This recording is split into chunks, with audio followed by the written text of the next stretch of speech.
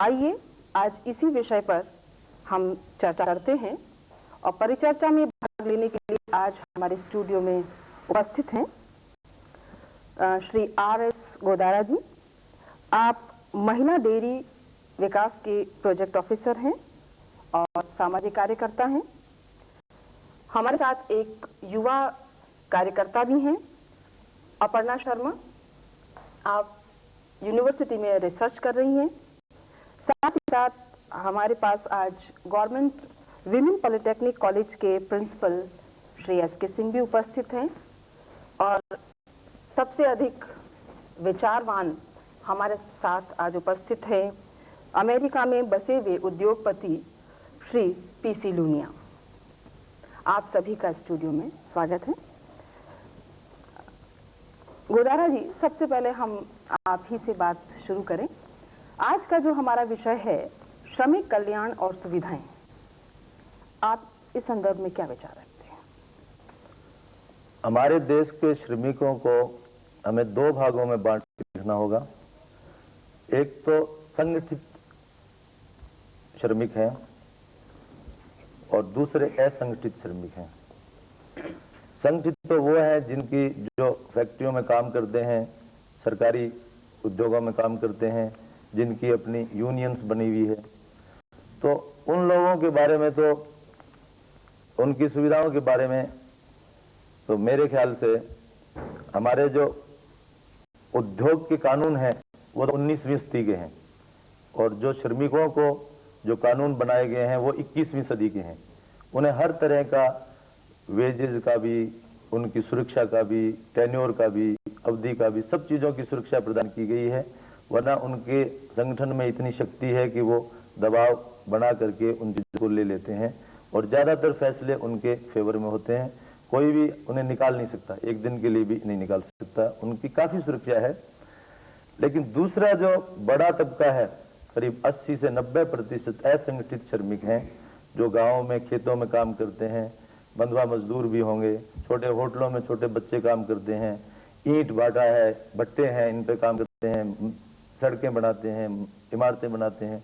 उन लोगों के लिए कोई भी ऐसा कानून नहीं है जिसमें उनके रहने की सुविधा की सुरक्षा, उनकी कोई अवधि की सुरक्षा हो, कोई उम्र की सीमा हो उसके ऊपर। हालांकि एक मिनिमम वेज कानून बनाया हुआ है, लेकिन वो लागू कितनी जगह हो रहा है। जो गाँव में श्रमिक है, कई जगह तो उनको एडिक्ट किया जा रहा है, अफीम खिलाते हैं, रात को पानी लगाते हैं, ठंड के अंदर तो नहीं लगा सकते हो। तो उनको कितने वेजेस मिलते, उनमें अवेयर जानकारी नहीं, उनको जन चेतना नहीं है उन्हें, तो सब जगह पे वो कानून लागू नहीं हो रहा। दूसरा, इसमें इतनी पेचीदगियां हैं कि इसका सरलीकरण किया जाना चाहिए कानून का। और उन श्रमिकों को सरकार के कानून बनाने से ही रिलीफ नहीं मिलेगा, उसमें आपको जन भागीदारी, जो जन प्रतिनिधि है, सरपंच हैं, MLAs हैं और दूसरे प्रतिनिधि हैं, उनको अवेयरनेस, जागृति करनी पड़ेगी। और मैं तो समझता हूँ सबसे बढ़िया ये होगा कि जो स्वयंसेवी संस्थाएं हैं उनको सरकार इस प्रकार के अनुदान, स्पॉन्सर, सहायता दे कि वो इस जन चेतना का कार्य अपने हाथ में ले और उन श्रमिकों को, उनकी सबसे बुरी हालत है, उनके लिए कोई व्यवस्था नहीं है। तो जो असंगठित श्रमिक हैं हमारे देश में, उनके लिए बहुत कुछ किया जाना है और सबसे दयनीय हालत उनकी है।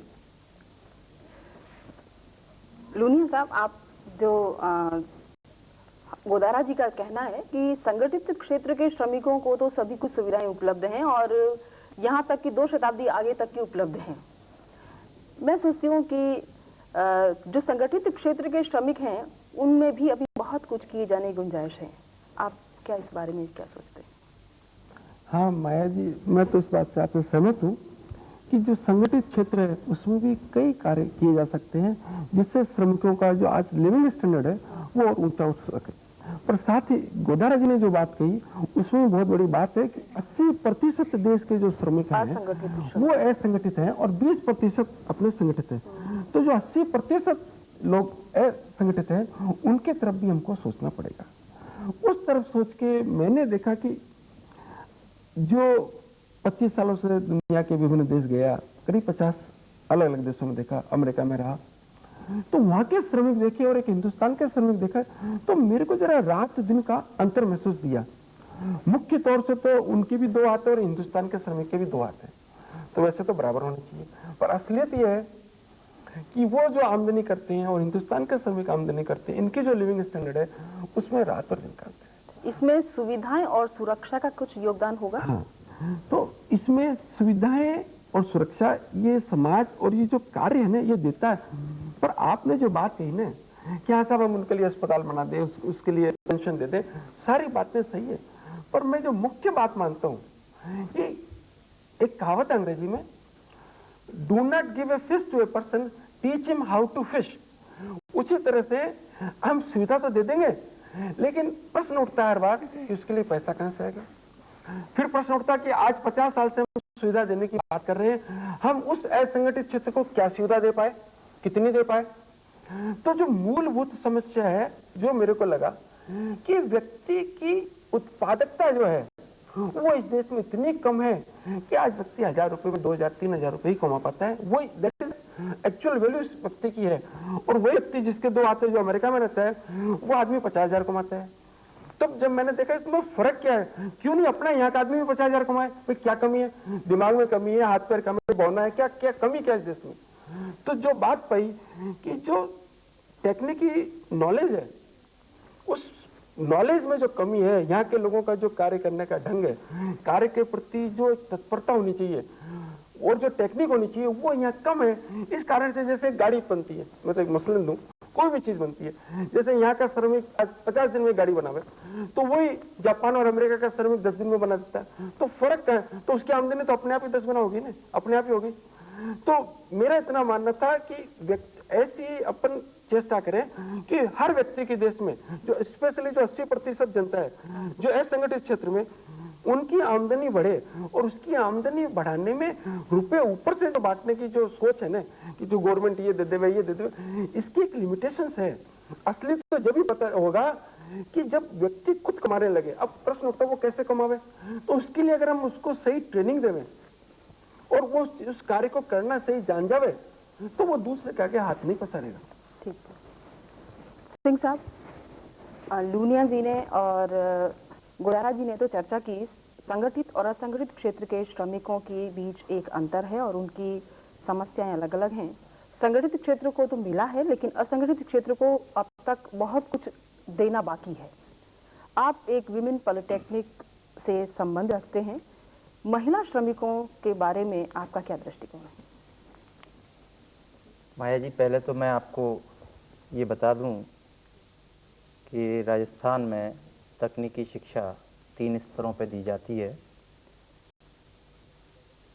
डिग्री लेवल जो इंजीनियरिंग कॉलेजेस में, डिप्लोमा लेवल जो पॉलिटेक्निक्स में, और सर्टिफिकेट लेवल जो ITIs में पढ़ाए जाते हैं। महिलाओं को तकनीकी शिक्षा प्रदान करने की दृष्टि से राज्य सरकार ने राजस्थान में 6 महिला पॉलिटेक्निक स्थापित किए हैं, जो जयपुर में, बीकानेर में, अजमेर में, कोटा में, उदयपुर में स्थापित हैं। आजकल तकनीकी शिक्षा का और औद्योगिक क्षेत्र का आपस में बड़ा निकट संबंध है और ये संबंध में और निकटता आने की आवश्यकता है। उत्पादन और अच्छी गुणवत्ता का उत्पादन हो, इसके लिए ज़रूरी है कि जो श्रमिक है उसके पास में समुचित तकनीकी ज्ञान हो। तकनीकी शिक्षा इस क्षेत्र में अपनी तरफ से पूर्ण रूप से प्रयासरत है और वर्कर्स लेवल पे ITIs में इस प्रकार के हम कोर्सेज कराते हैं। इसमें आप महिला श्रमिकों को जोड़ करके अगर स्थिति स्पष्ट करें जी तो ज़्यादा सही रहेगा। महिला श्रमिकों के लिए हमारे पास में जो स्कीम है उसमें 2 तरह की स्कीम है। एक तो कम्युनिटी पॉलिटेक्निक स्कीम हम चलाते हैं, जो हम कच्ची बस्तियों में या जो श्रमिक बस्तियां हैं वहाँ हम लोग जाकर और एक ट्रेनिंग सेंटर खोलते हैं और वो कोर्सेज वहाँ शुरू करते हैं जिनमें महिलाएं स्वाभाविक रूप से दक्ष होती हैं। नहीं, उससे आत्मनिर्भरता उनको मिलती है। जी हाँ, ऐसा हमारा मानना है, क्योंकि उनका जो स्वाभाविक ज्ञान है उसमें हम और बढ़ोतरी करते हैं, उनको और तकनीक प्रदान करते हैं और एक कार्य करने के तरीके में मतलब उसको और अच्छी तरह से कैसे किया जाए ये हम उनको ज्ञान देते हैं। मतलब प्रशिक्षण कार्य से आपका ज़्यादा जुड़ाव है और विभिन्न प्रशिक्षण क्षेत्रों में किस प्रकार हम श्रमिकों को शिक्षित कर रहे हैं, क्योंकि ऐसा माना जाता है श्रमिक सारे उद्योग जगत की नींव है। इसलिए अगर उसको हम बेसिकली उसमें अच्छा इनपुट देंगे तो पूरे उत्पादकता पर, जो आप कह रहे हैं ना हमारे यहाँ उत्पादकता कम है, तो इससे मेरे ख्याल से उत्पादकता पर भी अनुकूल प्रभाव बिल्कुल, उसकी गुणवत्ता पर भी फर्क पड़ेगा और उसकी प्रोडक्शन कैपेसिटी। अपर्णा, तुम अभी शिक्षा जगत से जुड़ी हुई हो और स्वयं अध्ययन भी कर रही हो, तो इस नाते आप श्रमिकों की जो ये समस्याएं हैं और सुविधाएं उन्हें पर्याप्त नहीं हैं और हमारे देश की औद्योगिक परिवेश में बहुत अधिक समस्याओं का सामना हमारे देश के श्रमिकों को करना पड़ता है, तो किस प्रकार की सुविधाएं उनको दी जानी चाहिए, क्या सोचते हैं? मैं ये कहूँगी कि जहाँ पूंजी और श्रम एक दूसरे पर निर्भर हैं तो दोनों में एक अच्छा तालमेल होना बहुत जरूरी है। तो जब निर्भरता की बात आती है तो उन्हें श्रमिकों को अच्छी सुविधाएं भी दी जाएं, जैसे कि आवास सुविधा है, चिकित्सा सुविधा है और बीमा पॉलिसी, बोनस, भत्ते इत्यादि सुविधाएं उन्हें दी जाएं, तो दोनों के बीच अच्छा तालमेल रहेगा, जिससे उत्पादकता पर असर पड़ेगा और उत्पादकता में बढ़ोतरी होगी। गोदारा जी, देखिए अपर्णा जी का ये कहना है कि ये सब सुविधाएं जैसे मकान की है और भत्तों की सुविधा है, ये उन्हें मिलनी चाहिए। आपका जो विशेष अध्ययन का जो केंद्र है, जो विचार का केंद्र है, वो है असंगठित श्रमिकों की समस्या और उनको सुविधाएं बिल्कुल नहीं मिली हैं। मैं ये सोचती हूँ कि यदि हम इसको इसके साथ में जोड़ करके कि किस प्रकार से हम असंगठित क्षेत्र के श्रमिकों को ये सुविधाएं उपलब्ध करा सकते हैं, आप इस बारे में कौन सा एक आइडियल प्रोजेक्ट कोई विचार रखते हैं, किस प्रकार से हम इसका ओवरकम कर सकते हैं? माया जी, जो असंगठित क्षेत्र के श्रमिक हैं उनके लिए एक न्यूनतम वेतन का कानून सरकार ने बनाया है। हाँ, वो तो एक तो बनाया है उसके लिए, और जो रेन बसेरे बनने लगे हैं ना, ये न्यायालय के एक फैसले के बाद में बनने लगे। न्यायालय ने आदेश दिए हैं सरकार को कि इनके लिए रेन बसेरों का इंतजाम किया जाए, सरकार ने नहीं किया। आज मैं देखता हूं कि जो यहाँ इमारतें बनाने या सड़कों पे काम करने के लिए लोग आते हैं ना पास के गांव से, उनको आधा पैसा तो उनके किराए में ही लग जाता है आने जाने में, और समय की भी हानि होती है। बच्चों को कहीं छोड़ के आते हैं, खुद कहीं आके काम करते हैं।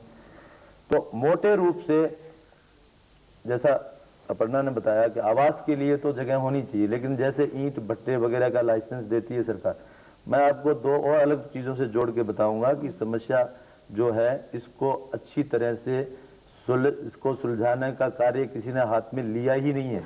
बंधुआ मजदूरों का कार्य हाथ में लिया था कुछ संस्थाओं ने, तो काफी सफल रहे हैं, वो उनको छुड़वा दिया गया है। इसी प्रकार से आज कल तक ये कंज्यूमर की कौन बात सुनता था, उपभोक्ता की कौन सुनता था। आज एक छोटा सा अगर थोड़ी सी भी चीज खराब दे देता है कोई भी दुकानदार या, तो उसके खिलाफ फैसला होता है फटाफट और रिलीफ मिलता है। ये पहले होता था क्या? लेकिन ये जो असंगठित मजदूर हैं, श्रमिक हैं, इनके लिए किसी ने काम ही नहीं किया है। सरकार कानून बनाने से सारी समस्याओं का हल नहीं होगा जब तक कि उस कानून का लाभ उन तक नहीं मिले। वो बिल्कुल अनपढ़ है। किस तरह से काम किया जाए? मैं बता रहा हूं आपको वही बात कि इसके बारे में जन जागृति करनी पड़ेगी। उन कानूनों के बारे में दूर दराज गांव में गरीब लोग जो काम कर रहे हैं उनको बताना पड़ेगा कि ये तुम्हारा यहाँ तक बनाया हुआ है, ये मिलना चाहिए। और वो दिलवाने तक का काम जो लेंगे ना, कौन करेगा? डेमोक्रेटिक जो प्रजातांत्रिक देश है आपने जो बताया, उसमें प्रजातंत्र के जो अगुआ है, जो वहां के जनप्रतिनिधि हैं, उन्हें ये काम करना चाहिए। उन्हें अपने अपने इलाके के अंदर ये मतलब स्थापित करना चाहिए, ये देखना चाहिए कि उनके वहां जो लोग काम कर रहे हैं उन्हें मिनिमम वेजेस मिल रहा है क्या। उन्हें कोई जैसे ईंट भट्टे का आप लाइसेंस देते हो तो लाइसेंस के साथ में शर्तें होनी चाहिए कि वहां श्रमिकों के लिए वो मकान बनाएंगे। कुछ जो लाइसेंस फैक्ट्रीज के देते हैं या जो भी इमारतें बनाते हैं ठेकेदार हैं जो, सड़क के किनारे लेबर को लाते हैं, तो उसके साथ में ये जरूरी रूप से जोड़ा जाना चाहिए कि वहाँ पे एक छोटा सा फर्स्ट एड का सेंटर हो, हेल्थ सेंटर हो, एक वहाँ पे मतलब इस प्रावधान तो वैधानिक ही हुआ, मतलब वैधानिक तौर पर जब तक उनको हम मजबूर नहीं करेंगे, लाइसेंस के साथ में इस तरह की शर्तें नहीं जोड़ेंगे, तो शायद समस्या का समाधान नहीं है। ऐसा है मैडम कि प्रजातांत्रिक देश में या कोई प्रक्रिया अपनानी पड़ेगी आपको। प्रक्रिया कौन लागू करेगा? प्रक्रिया लागू कौन करेगा? सरकार लागू करेगी, या जो भी उस काम को करवा रहा है, जो अगर कोई खेत के अंदर काम करवा रहा है तो खेत का जो मालिक है वो लागू करेगा, लेकिन वो उसका शोषण करता है तो उसका वेलफेयर कौन देखेगी? सरकार देखेगी। काम तो आज एक किसी के खेत में काम कर रहे हैं 2 लेबर, तो वो कोई यहाँ का चीफ मिनिस्टर जाकर थोड़े देखेगा उसको। लेकिन कानून जो यहाँ सरकार बनाएगी वो कानून की पालना कड़ाई से हो रही है कि नहीं हो रही है। कानून औरतों के लिए बने हुए, कानून बच्चों की शादी के लिए बने, लेकिन कहीं इंप्लीमेंट हो रहे हैं, कहीं नहीं हो रहे। तो जो कानून, पहली बात तो ये है कि मिनिमम वेजेस को दोबारा से पुनर्विचार किया जाए, मिनिमम वेजेस को सही नीड के मुताबिक फिक्स किया जाना चाहिए। पहले तो सबसे पहले तो उसे किया जाए, उसके बाद वो सबको मिले, इसकी पुख्ता व्यवस्था की जाए। और पुख्ता व्यवस्था में मैंने बताया कि सारे काम सरकार तो कानून बना सकती है, जन सहयोग के बिना कोई काम हो नहीं सकता। और जन जागृति क्रिएट करने के लिए आपको जो स्वयंसेवी संस्थाएं हैं उनको आगे आना होगा और उन्हें ये कार्य हाथ में दिया। और उन स्वयंसेवी, आज हजारों स्वयंसेवी संस्थाओं को कितना अनुदान मिल रहा है, इसमें मिल रहा है, परिवार नियोजन मिल रहा है। तो इस काम के लिए भी सरकार स्वयंसेवी संस्थानों को प्रोत्साहन दे सकती है कि आप ये इसकी, तो वो अपना एक ब्लॉक ले ले, एक पंचायत ले ले, उसमें जो जितने मजदूर का उनको जो मिनिमम वेजेस है वो दिलवाए, उनको समझाए, उनके मालिकों को बिठा करके कि भाई इन्हें इनका हक दो। और लेबर को जानकारी दे, उसको जानकारी नहीं है कि जब तक आपको जानकारी नहीं है आप अपना हक मांगोगे। आप मेरी बात समझे? मैं समझता हूँ कि आपके कुछ हद तक मैंने आपके जो सवाल है उसको करने की कोशिश की है। आपने तो हमारे दर्शकों की बहुत सी समस्या का समाधान किया कि किस प्रकार से असंगठित श्रम के क्षेत्र के जो श्रमिक हैं उनको भी संगठित होना है। देखो हमारे चाहने हम बहुत कुछ चाहते हैं, हम चाहते हैं ये हो जाए, हम चाहते हैं कि वो हो जाए, लेकिन करे कौन? कहीं से तो शुरू करना पड़ेगा ना। मैं कोई तो शुरू किस जगह, तो मैंने रास्ता बता रहा हूँ आपको कि गवर्नमेंट तो ये सोचे कि ये जो मिनिमम जो वेजेस किए इन्होंने, क्या ये वाजिब है आज की महंगाई में, और उसको रिव्यू करे और इनको इतना रखे कि वो कम से कम 2 टाइम की रोटी तो आराम से खा सके। अब दूसरी बात जो सबसे अहम बात है, और वो इस देश का दुर्भाग्य मानता हूं मैं, कि जो आदमी सरकारी में कोई नौकर है, चाहे श्रमिक है, चाहे चपड़ा, उसे 58 साल तक तो चाहे वो काम करता है या नहीं करता, उसकी पूरी की पूरी सुरक्षा है, उसे पूरी तनख्वाह मिलती है। बीच में अगर उसका देहावसान हो जाता है तो उसके पूरे परिवार को मिलती है। रिटायर होने के बाद में उसके मरने तक का इंतजाम किया पेंशन मिलती है। लेकिन एक आदमी जो अपने पूरे शारीरिक श्रम को देश के निर्माण में लगाता है, चाहे वो बुनकर है, चाहे वो किसान है, चाहे वो मजदूर है, चाहे वो जो भी श्रमिक है वो, तो ये बूढ़ा होना एक शारीरिक स्वाभाविक प्रक्रिया है, किसी के बस की बात नहीं है। तो जब वो आदमी 58 साल का हो जाता है उसके बाद ये समाज उसको कुछ नहीं समझ, क्यों काम नहीं कर सकता, उसके लिए कोई सुरक्षा नहीं है। इसलिए उन तमाम मेहनतकश लोगों के लिए पेंशन और उतनी मिनिमम जो है ना सुविधाएं होनी चाहिए, ताकि वो जब काम करने की शक्ति उनके शरीर में नहीं रहे उसके बाद में बड़ी डिग्निटी से अपने जीवन यापन वो कर सके, सम्मान पूर्वक जी सके। और ये जिम्मेदारी तो कल्याणकारी। मेरी बात सुनिए आप पहले, मुझे बात। दूसरा, इसके लिए एक उम्र का निर्धारण होना चाहिए। चाइल्ड लेबर है या बूढ़ा, कितने साल से ऊपर का आदमी का, आज ऐसे ऐसे बूढ़े बूढ़े आदमी और औरतें काम करते हैं, उनको देख करके मन चित्कार कर उठता है कि देखो क्या हालत है उनकी। तो कोई एक वेलफेयर गवर्नमेंट का मतलब क्या है? आज जो दूसरी कंट्रीज की बात कर रहे थे लूनिया जी, दूसरी कंट्रीज में जो लड़के बेरोजगार हैं उनको बेरोजगारी का भत्ता मिलता है, इसलिए कि वो काम करना चाहते हैं, सरकार काम देने में सक्षम नहीं है, इसलिए उनको उनका जिंदा रहने के लिए उन्हें।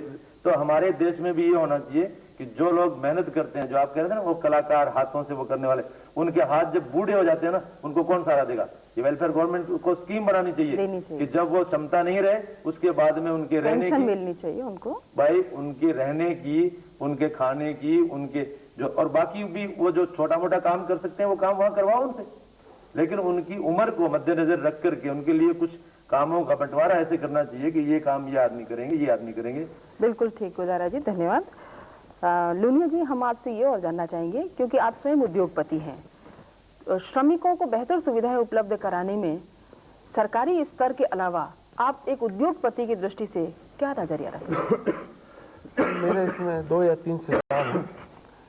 पहला तो यह है कि जो मिनिमम वेजेस हैं ये इस देश की महंगाई और सारी चीजें देख के कम से कम 50 रुपए तो करनी ही चाहिए। इससे कम में तो एक आदमी आज गुजारा नहीं कर सकता। 50 भी बहुत कम है, पर ये मैं आपको कम से कम बता रहा हूँ। दूसरी चीज जो गोदारा जी ने कहा, ये बिल्कुल सही है कि आज 58-60 साल का मैं खुद देखता हूँ कि आदमी 75 साल का हो गया, कहता है सब मेरे को काम दे दो, तो शर्म आती है। 80 साल की बुढ़ी हो गई औरत है, उसको तो आराम से रहना चाहिए, उसके बच्चे उसको सपोर्ट नहीं करते हैं, तो और कोई उसको सपोर्ट करने वाला नहीं है, उसको खुद काम करना पड़ता है, घर की सफाई करनी पड़ती है। एक मिनट पूरी बात करूँ। लुनिया जी बात सुनो, वो सपोर्ट इसलिए नहीं कर पाते उसकी औलाद कि उनको मिलता ही उतना, खुद का ही पेट नहीं भरता, वो माँ बाप का भरेंगे कहाँ से? आपने सही बात कही, इसलिए मैं इस बात को जोड़ रहा हूँ। आज मैंने अमेरिका में जो देखा कि वहाँ एक सिस्टम है सोशल सिक्योरिटी, कि आदमी को 65 साल की उम्र के बाद कुछ भी काम करता हो जिंदगी में, करता हो या ना करता हो, उसको जरूर एक गवर्नमेंट के यहाँ से चेक आएगा कि मिनिमम जो आपकी आवश्यकता है कि आदमी 2 रोटी लूकी रोटी खावे, 2 रोटी खा सके। इतनी तो सुविधा मैं समझता हूँ हिंदुस्तान अपने आप को एक कल्याणकारी राज्य समझता है, जैसा आपने कहा। तो मैं समझता हूँ हिंदुस्तान के नागरिकों का ये कर्तव्य है कि जो व्यक्ति 75 साल का हो गया, जिसकी आमदनी का कोई स्रोत नहीं है, उसको कम से कम मूलभूत 2 रोटी खाने के लिए तो कुछ अपने को साधन करना ही पड़ेगा, इसके लिए सोचना पड़ेगा। दूसरी चीज उद्योगपति के नाते में जो आपको बता रहा हूं कि कम से कम उद्योगों में 10% भागीदारी श्रमिकों की होना आवश्यक है। कि श्रमिक और उद्योगपति आज ये 2 वर्ग बन रहे हैं, ये 2 वर्ग असल में तो एक समाज की जो गाड़ी है उसके 2 पहिए हैं। उद्योगपति है, एक श्रमिक है। अब श्रमिक अपनी तरफ सोचे, उद्योगपति अपनी तरफ सोचे, तो एक गाड़ी पूरब चल रही है और एक पहिया पश्चिम चल रहा है, तो गाड़ी आगे बढ़ेगी नहीं। तो दोनों को मिलके और आगे गाड़ी बढ़ावे, उसमें विशेष रूप से जो योगदान है श्रमिकों के लिए मैं बोलूंगा कि श्रमिक ये भी सोचे कि हम इस कारखाने के लिए, इस कार्य के लिए कैसे इसकी प्रोडक्टिविटी बढ़ावे और कैसे इसका उत्पादन बढ़ावे, तो अपने आप उनको ज्यादा मिलेगा।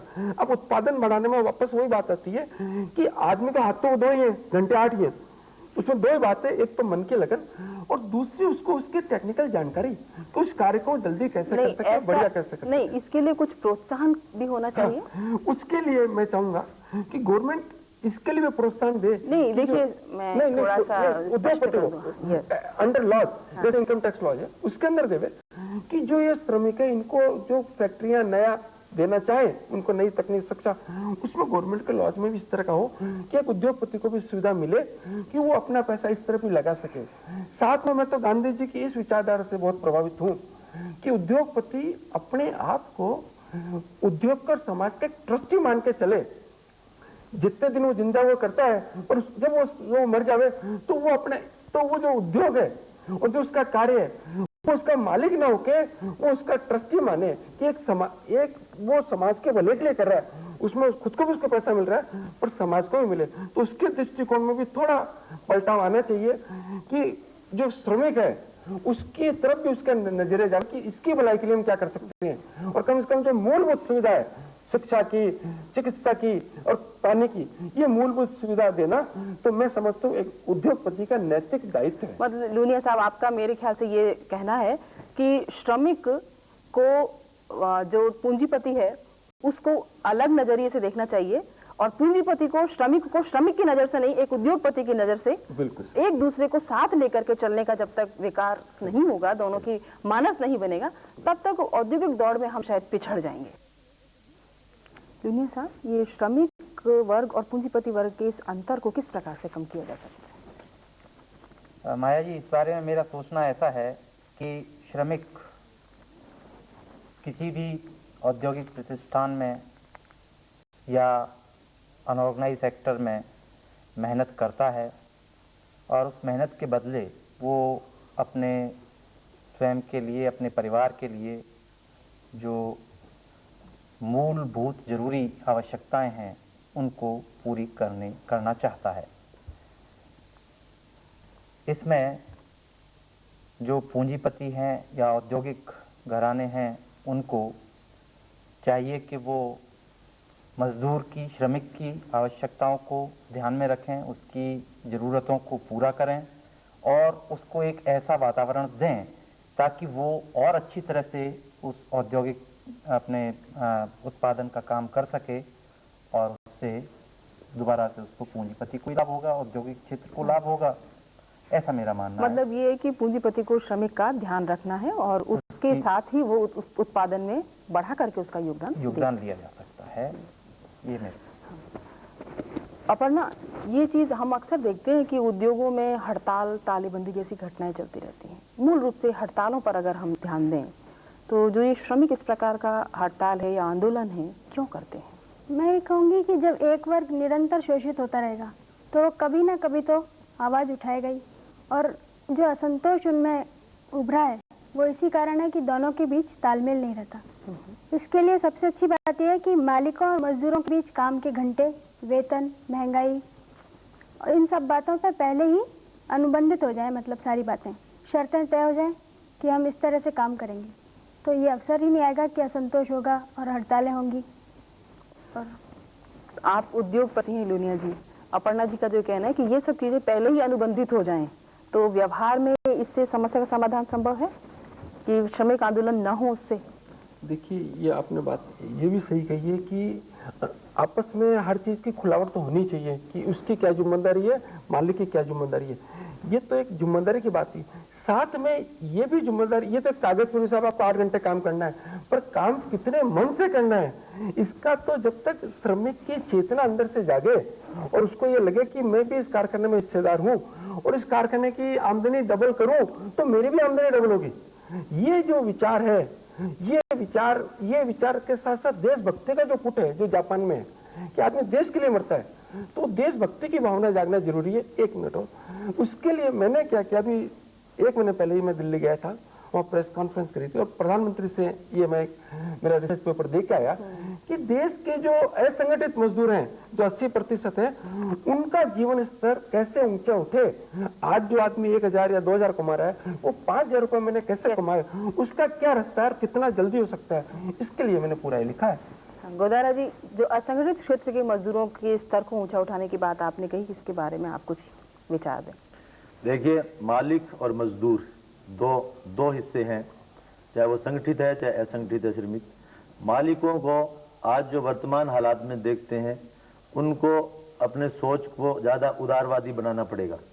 उन्हें विलासिता में ज़्यादा पैसा खर्च नहीं करके और उस पैसे को, जैसे पहले हमारी संस्कृति में पुराने समय में जो उद्योगपति थे या पैसे वाले थे वो जन कल्याण के कामों में पैसा लगाते थे, अगर ये हमारे देश में इतने पैसे वाले लोग हैं, उद्योगपति हैं, मालिक हैं, जमींदार हैं, वो अगर अपनी विलासिता को थोड़ा कम करके उदारवादी रवैया अपना के और इनके लिए भी अपनी आमदन का कुछ हिस्सा मजदूरों के कल्याणकारी कार्यों में आवास स्थापित करने के लिए पहले धर्मशालाएं बनाते थे, मंदिर बनाते थे।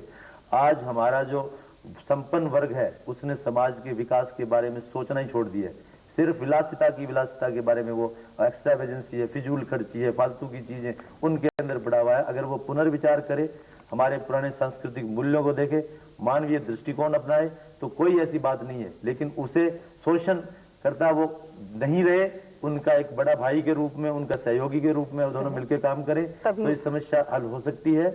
और ये उन लोगों को एहसास कराना होगा, दोनों को ही, मालिकों को कि उदार बनो, श्रमिक को कि तुम्हें काम, उसको पूरा वेजेस दोगे वो मन लगा के काम करेगा। पेट भरा नहीं होगा उसका तो वो क्या करेगा। धन्यवाद गोदारा जी। आज की इस जो महत्वपूर्ण विचार हमने सुने, उनसे ये वाली बात हमें समझ में आती है कि पूंजीपतियों को श्रमिकों के हितों का ध्यान रखना बहुत ज़रूरी है। उनको लाभ में हिस्सेदारी के साथ साथ उनको सभी स्तरों पर सुविधाएं प्रदान करनी जरूरी हैं और विशेष रूप से असंगठित श्रमिक क्षेत्र के जो श्रमिक हैं उनकी सुविधाओं के प्रति एक कल्याणकारी राज्य की बहुत बड़ी जिम्मेदारी बनती है। और इस जिम्मेदारी को पूरा करने में सभी कल्याणकारी सरकारों को जब तक आगे बढ़कर इसके लिए वैधानिक तरीके अपनाने के बाद उनका अनुसरण, उनका पालन हो रहा है या नहीं, इसकी जिम्मेदारी जब तक कार्य को देंगे नहीं, तब उस क्षेत्र सुधार होना और वो सुविधाएं उस हिस्से तक पहुंचना बहुत मुश्किल है।